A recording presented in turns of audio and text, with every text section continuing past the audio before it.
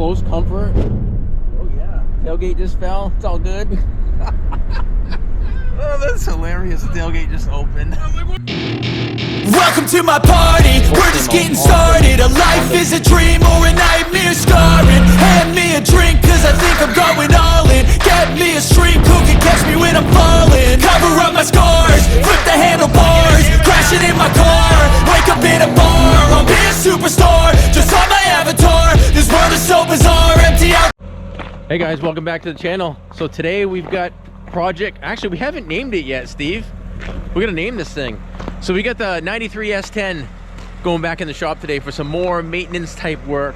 And I got my buddy Steve here helping us out again in the shop. So first things first, it snowed again.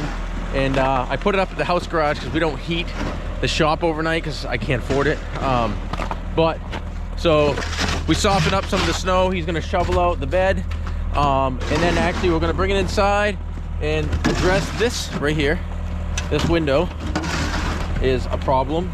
This weather stripping is a problem, as well as you look at the door pin, which is, that's a problem. So I'm gonna take you through some basics on repairing that stuff.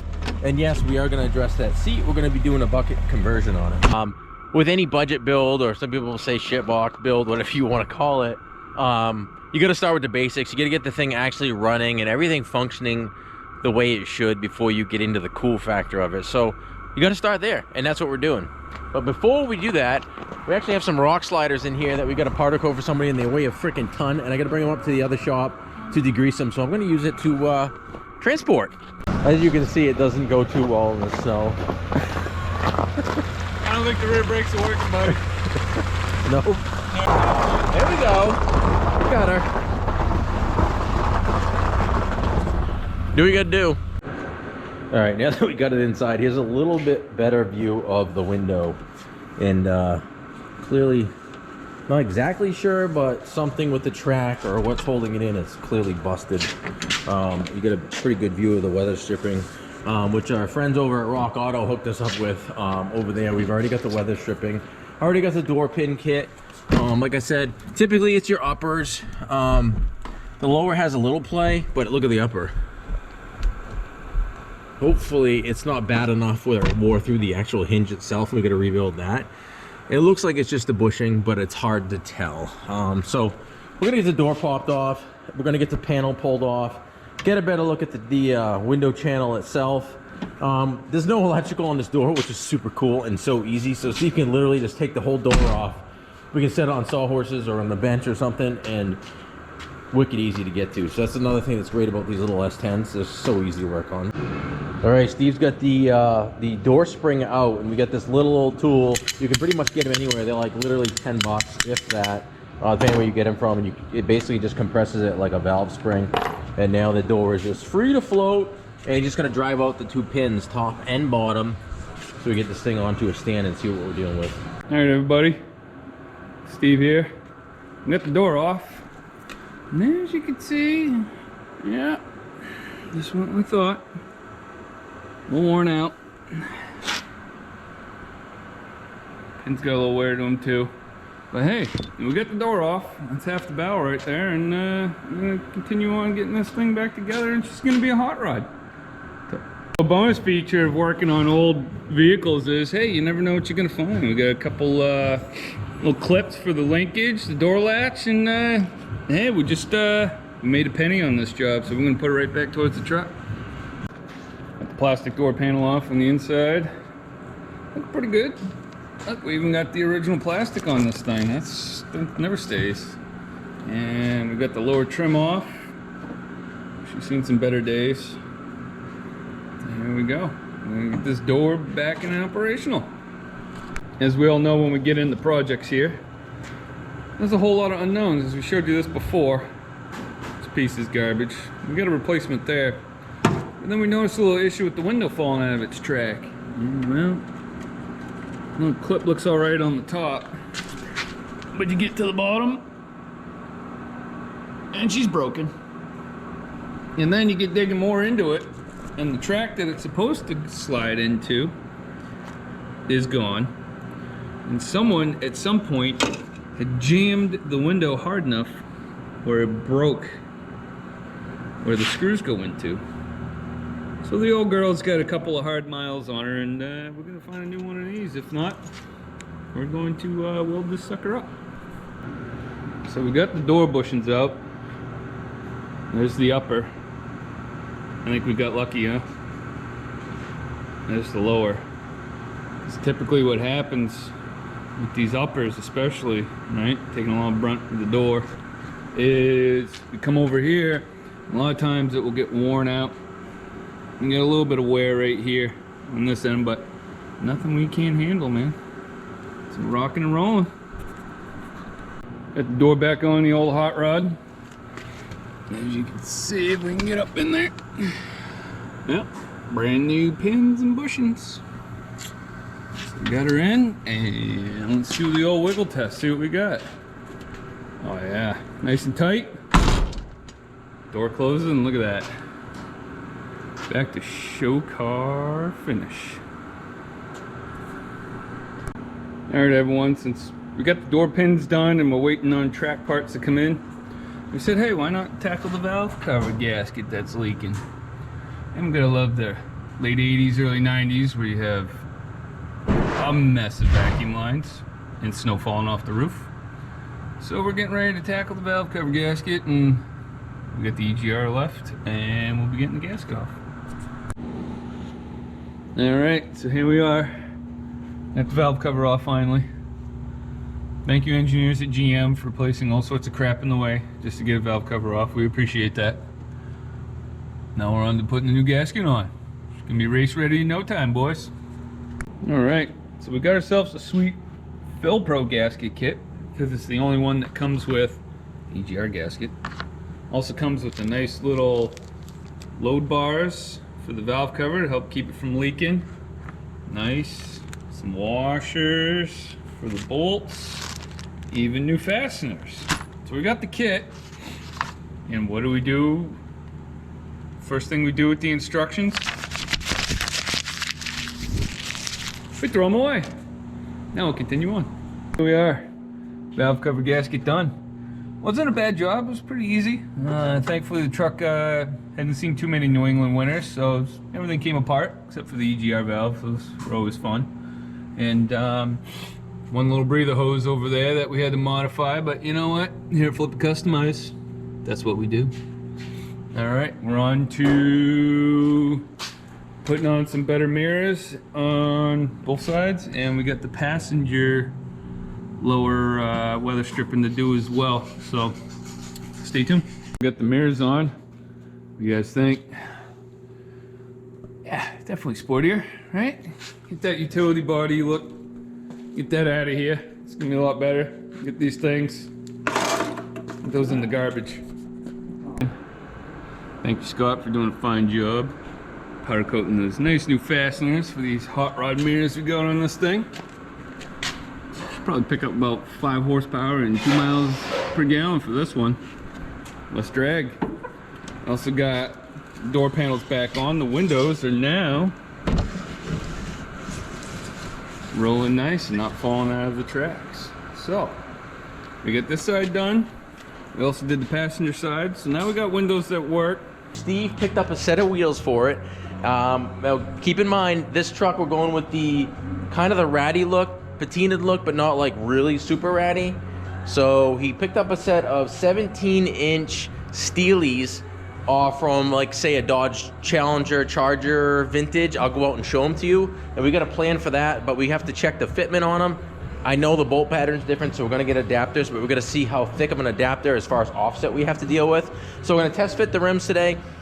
Steve's diving into the rear brakes because they don't work at all, which might explain why the brake light's on. So we'll start with probably bleeding the. Yeah, I'll try bleeding it. Try bleeding the brakes out. But let me take you outside. I'll show you the rim. All right, this wonderful winter February day. It's actually pretty darn nice out. But these were a Facebook Marketplace find, and I wanted to go the steely look. I've got an idea what I want to do with these, like layering paint and sanding through it to kind of give it the worn look. And one of them does have some rust on it anyway. And honestly, if they all looked like that one, I would probably just clear coat them and send it that way. But there's a couple that look almost new. But anyway, these are the 5-lug off from, we'll just say a Charger car. And obviously the bolt pattern's a little different. I think they're 4.5-inch bolt spacing, I think. And we got to go 4 3/4, something like that. But they do make adapters. I've already checked that. So we're going to go ahead and pop one of these on the truck, or at least kind of get an idea where it's going to sit for thickness. So hopefully we can get away with like 1.5 inch spacer. But we're going to wrap these in a low profile 225/50 or 45/17. And again, we're going to be lowering the truck like 3 inches in the front and 4 inches in the rear. So it should give it a pretty sweet little stance like this. So I'll bring one of these in. Steve's tearing into the rear brakes and see how it goes. Special delivery. I got you a rim. Oh my God, it's almost the size of the tire. All right, bear with me. That's just the initial. It's gonna look sweet, I'm telling you. Gonna look sweet.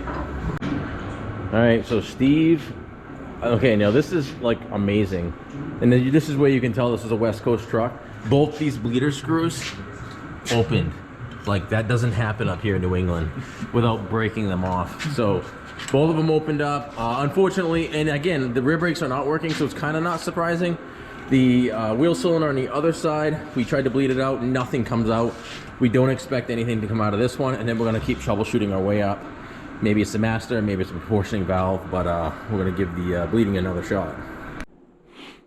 All right, everyone. So, continuing on with the troubleshooting of the missing rear brakes. So, we pulled the fitting off the master cylinder. We got flow there. We came over here, pulled the fitting off the proportioning valve. We have flow there. We came over here to this module back here, and we have no flow. So, process of elimination. We found the issue. Now we just have to need to get to it and replace it. All right, so removing that module was not fun. Thank you, GM, for giving us tons of room to work on things. Appreciate it. And now, when Scott comes out of his glory over there fabricating, we're gonna come over here and we're gonna bleed some brakes and we're gonna see what we got. Stay tuned. All right, here it is. We got our steelie kind of breaking away from the brakes a little bit. We had to throw it on there. It's the bolt pattern, it's off a little bit, but not much. Again, we're gonna get adapters for this, but what we're trying to determine is, first of all, they actually fit on there and nothing rubs, nothing hits. Granted, we're going from a 14-inch to a 17, which I know, oh, it's only a 17. Well, that's 3 inches more than it had. And again, the suspension's fully sprung. Now think of this when it's sitting on the ground and then lowering it another 3 inches in low profile, it's gonna be sweet. But what we're trying to determine now is like how much do we want to stick it out. And I'm actually surprised if you look down the profile of it, it is not bad at all. And I think the adapters that we need to get are like 1.25 inches. It's probably gonna work out perfect, Steve. I think so. So if you, yeah, throw that level there and kind of roughly see. Now that the wheel's not, so that's like 2 inches. Yeah, they're gonna be just about perfectly flush with the fender, which is honestly ideal. That would be pretty freaking rad. And what we'll do is we'll go ahead and check the back too with one of these rims. But again, this is a better look at the rim. I'm thinking layers of grays and browns and maybe some white, and you already got the black, and then you start sanding and you're going at it and see what we come up with. But I think it's gonna be pretty sweet with a nice weathered look. Going for Mopar rim on the Chevy. All right, so after a little persuasion with a hammer, I got the drums off. I guess one good reason, one good thing for having the rear brakes not working is the shoes don't wear. So we cleaned everything up. Everything looks great. We got no wheel cylinder leaks. And since we got new drums, we're gonna throw new drums on and use the old ones for art somewhere. All right, so we got the new drums on. She's a race truck now there, guys. Drums are on. Scott and I just bled the brakes, and we have rear brakes on this puppy. So now since we're under here, we're gonna check to see if the rear diff vent works. Who the heck knows? And check the level. And throw the wheels back on it, and might do a couple burnouts. Why not? All right, Steve's finished the brakes. We got rear brakes now. This thing should frickin' stop. which is cool because it didn't stop before at all. We've also test fit our wheels. We've come to the conclusion that we think a 4 3/4 to a 4.5 inch adapter for these 17-inch Charger wheels, about 1 1/4 to 1.5 inches thick, will bring us right out just about flush with the fender, and something along the lines of like a 225, 45, or 50 17-inch for a tire, I think would be a great combo. But we'll do another video on, like I said, patinaing the wheels and the truck and lowering the truck, the whole deal. So we're gonna fire this up and take it for a ride. Looking good. You look good in there, Steve. Sounds good too. It isn't so loud anymore.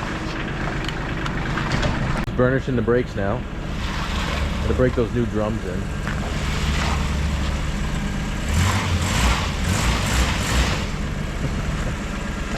All right, we're taking this bad boy for a rip. Feels good already. Got no brake lights on. How's it like feel? Like tune-up wise, like it's running pretty good? Yeah. Don't go mudding with it, Steve, now. I'm trying not to. Oh my. Alright, first, oh, I got a drip on my hand. Don't know where that came from, but something dripped on me. Yeah, she seems to run pretty good down the road. First time we're driving this bad boy. We're at speed limit now. No noises. No cops. That's a good thing. Feels pretty good. Not bad. What it is? It's No, not at all. This thing just runs pretty darn good. We do have to do front brakes on it. We know that. Wow, that stops pretty nice though. Does it? Yeah. And Again, for what it is. when we lower it down, we're gonna have to do an alignment anyway. So there's that. It's still 30 degrees.